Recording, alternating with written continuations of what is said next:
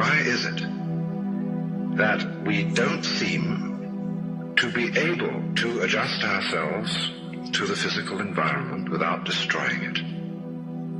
Why is it that in a way this culture represents in a unique fashion the law of diminishing returns, that our success is a failure, that we are building up, in other words, an enormous technological civilization which seems to promise the fulfillment of every wish almost at the touch of a button. And yet, as in so many fairy tales, when the wishes finally materialize, they're like fairy gold. They're not really material at all.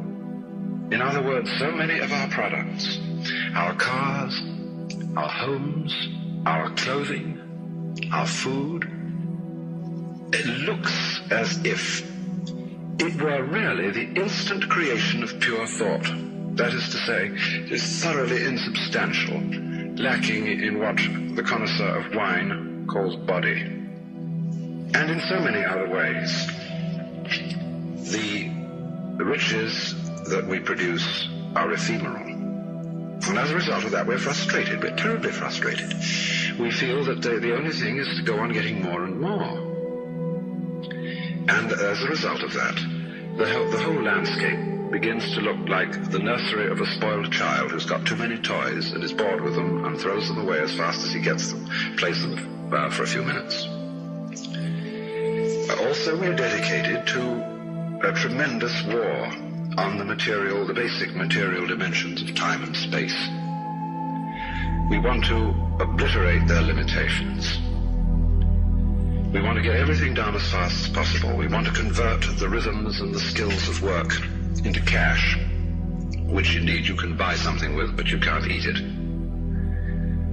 And then rush home to get away from work and begin the real business of life, to enjoy ourselves. You know, for the vast majority of American families, what seems to be the real point of life, what you rush home to get to, is to watch an electronic reproduction of life.